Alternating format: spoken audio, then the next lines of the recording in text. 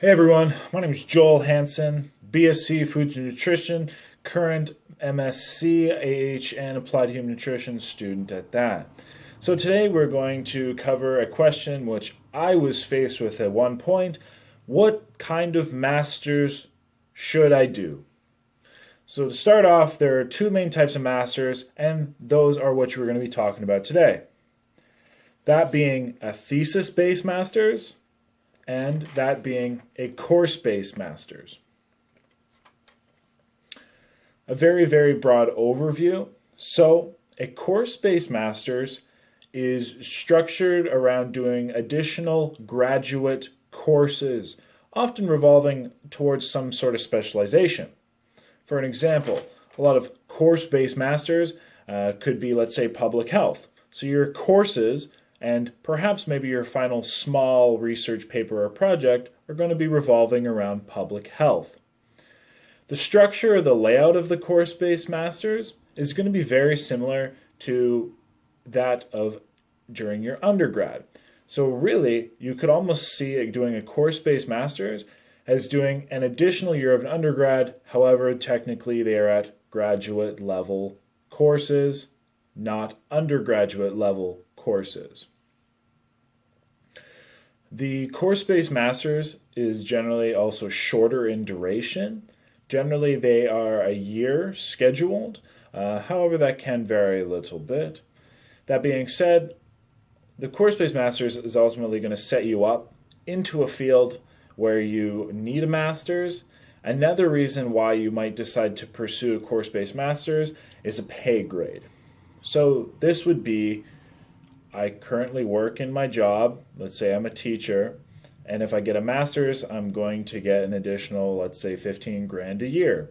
So you go and you want to do as short and as easy of a master's as you would like to do, find a course-based master's. Again, some professions such as public health, you just need to have a master's. That is a requirement. So a lot of people take a master's of public health. Shortest duration would be a course-based master's. Now there are some more specialized course-based masters, such as certain either therapists or psychologists course-based masters, which really give you a certification. Again, you want it in as short amount of time as possible. A course-based master's is definitely right for you. There is a common misconception that if you do a course-based master's, you could never do a PhD. And this is changing. This was apparently more true about 10, 15 years ago. And that being said, again, you can in fact do a PhD after you did a course-based master's. However, a lot of universities will require you to either do additional classes or kind of prove your research capability. So if you are planning to do a PhD, the course-based may elongate this process very slightly. So let's talk about a thesis-based master's. So a thesis-based master's is going to be structured very differently than an undergraduate year would be. A thesis master's generally only has 3 or 4 courses, and generally they're set up for a 2-year duration. That being said, these mandatory courses can often either be negated, substituted, sometimes even just dropped.